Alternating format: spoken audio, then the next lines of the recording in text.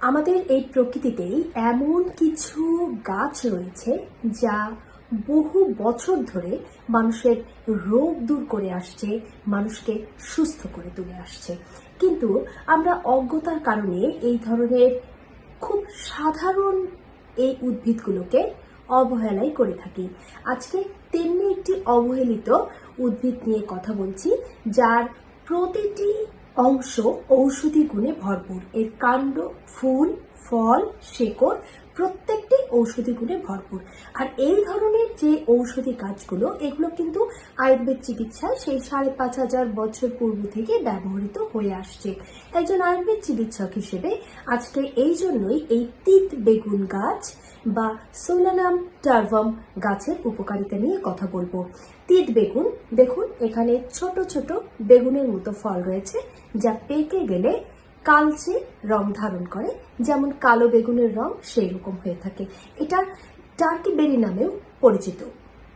এই যে তিত বেগুন গাছ, এই গাছের কোন অংশ কোন রোগে ব্যবহৃত হয়, আজকে সেই বিষয়টি জানাবো, এবং কোন ধরনের মানুষজন যারা এই তিত বেগুন গাছ ব্যবহার করতে পারবেন না বা সেবন করতে পারবেন না, সেই বিষয়টিও ভিডিও শেষে জানিয়ে দেব। তাহলে চলুন বিস্তারিত জেনে নিই এই তিত বেগুন সম্পর্কে। তবে একটি কথা শুনুন, যারা এই তিত বেগুন গাছ দিয়ে রোগ দূর করতে চাচ্ছেন তারা অবশ্যই পুরো ভিডিওটি খুব ভালোভাবে দেখবেন, কারণ কিভাবে সেবন করতে হবে, কি ডোজ হবে, কতদিন কি করতে হবে, সবকিছু কিন্তু ভালোভাবে না জেনে কোনো ধরনের ঔষধি কাজ একদমই খাওয়া বা ব্যবহার করা উচিত নয়। প্রথমেই বলবো পুরাতন অ্যালার্জির কথা।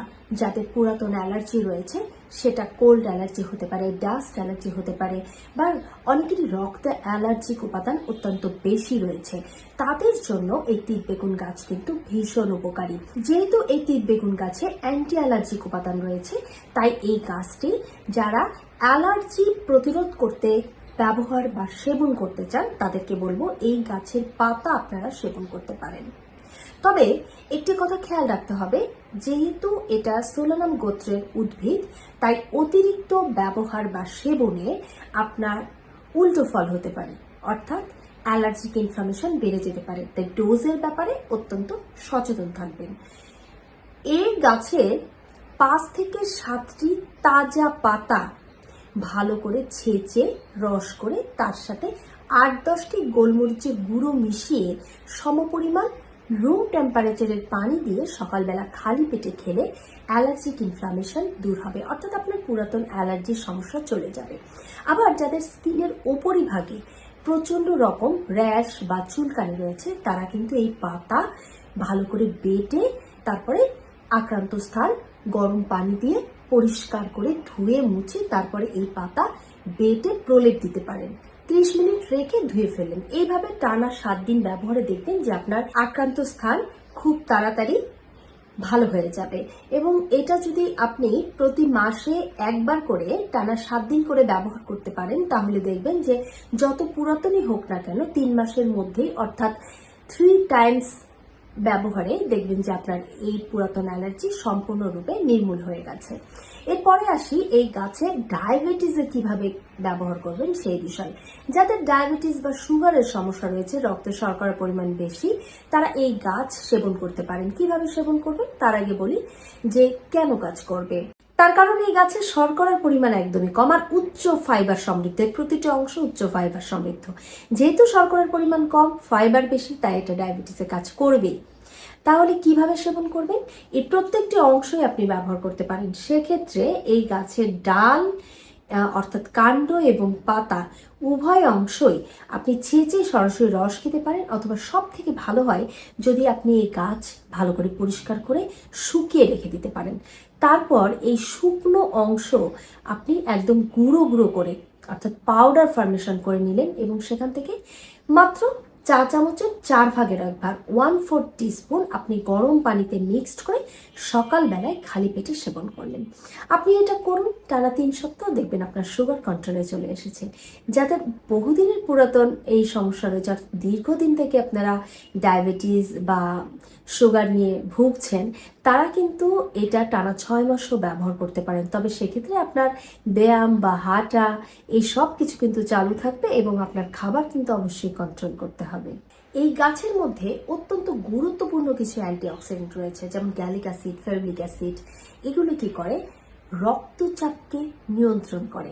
যাদের উচ্চ রক্তচাপের সমস্যা রয়েছে এবং যাদের কোলেস্টেরল বেশি, তারা এই গাছের প্রত্যেকটি অংশ, এমনকি ফল, ফুল, এর শেকড়, এই সমগ্র অংশ এটা রস করে খেতে পারেন 60 ml পরিমাণ সকালবেলায় সমপরিমাণ পানি দিয়ে, অথবা এটা শুকিয়ে পুরো অংশ শুকিয়ে এটা গুঁড়ো করে এটা 1/4 টিস্পুন করে আপনি সকালবেলায় খেতে পারেন এবং রাতেও আরেকবার খেতে পারেন।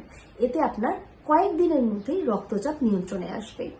এছাড়াও এর মধ্যে কিন্তু পটাশিয়ামের পরিমাণ বেশি, পটাশিয়াম বেশি এবং ফসফরাস বেশি, যার কারণে এটা কি করে? আপনার হৃদরোগের সম্ভাবনা কমায়, রক্তচাপ নিয়ন্ত্রণ রাখে, হার্টের স্বাস্থ্য ভালো রাখে। সবাই আমরা জানি যে পটাশিয়াম হার্টের জন্য ভীষণ গুরুত্বপূর্ণ একটি উপাদান। এছাড়া এটা কিন্তু কৃমি দূর করে। ছোট ছোট ফল, তিত বেগুনের যে বেগুনটা, এই বেগুন কিন্তু আপনারা খেতে পারেন। সেটা কি করতে পারেন? বেগুনটা রান্না করে খেতে পারেন। ভীষণ তেতো, কিন্তু এটা জাস্ট মিডিয়াম ফ্লেমে যদি এটা 5 থেকে 7 মিনিট একটু পানি দিয়ে বয়েল করেন এবং তারপরে এটা আপনি নর্মালি যেরকম ভাবে খায়, ভর্তা করে একটু তেল দিয়েও খেতে পারেন। এটা একটু গরম ভাতের সাথে শুরুতেই যদি খেয়ে নিতে পারেন, তাহলে আপনার কৃমির সমস্যা যাবে। শুধু তাই নয়, এতে করে আপনার হজমের সমস্যা দূর হবে। তাহলে কয়টি খাবেন? প্রাপ্তবয়স্ক যারা, তারা 4 থেকে 5টি, আর একদম ছোট যারা 2 years to 7 years, তারা একটি খেলেই যথেষ্ট। এটা ভীষণ তেতো, বারবার বলছি, তাই ভালোভাবে বুঝে খাবেন। এরপর আসি যে এটা রক্ত পরিষ্কার করে কিভাবে। এর মধ্যে এমন কিছু উপাদান রয়েছে, অ্যান্টিঅক্সিডেন্ট তো রয়েছে, তাছাড়া কিছু খনিজ উপাদান রয়েছে, ভেষজ উপাদান রয়েছে। এটা রক্ত পরিষ্কার করতে সাহায্য করে। বিশেষ করে এটা কিন্তু অ্যান্টি অ্যালার্জিক উপাদান, আগেই বলেছি। তাই যাদের রক্তে অ্যালার্জি রয়েছে এবং রক্তে টক্সিনের পরিমাণ বেশি, তারা কিন্তু এটা নিয়মিত সেবনে এই সমস্যা দূর করতে পারেন। যাদের অ্যাজমা বা হাঁপানির সমস্যা রয়েছে, তারাও এটা গুঁড়ো করে খেতে পারেন বা সেদ্ধ করে খেতে পারেন বা কাঁচা রস করে খেতে পারেন গোলমরিচের গুঁড়ো দিয়ে। এতে হাঁপানির সমস্যা চলে যায়। সমগ্র অংশ এক্ষেত্রে ব্যবহার করা যায়। আবার যাদের ইরেকটাইল ডিসফাংশন রয়েছে, পুরুষ বা নারীদের, তারা উভয়ে কিন্তু এই গাছের সেবনে ইরেকটাইল ডিসফাংশন দূর হয়ে যায়। সেক্ষেত্রে শেকড় সহ সমগ্র অংশ ব্যবহার করতে পারেন।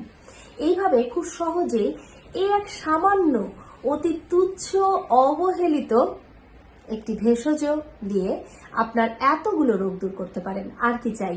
প্রকৃতি যদি আমাদের এত কিছু দিয়েছে উজাড় করে, তাহলে আমরা কেন এটা গ্রহণ করব না?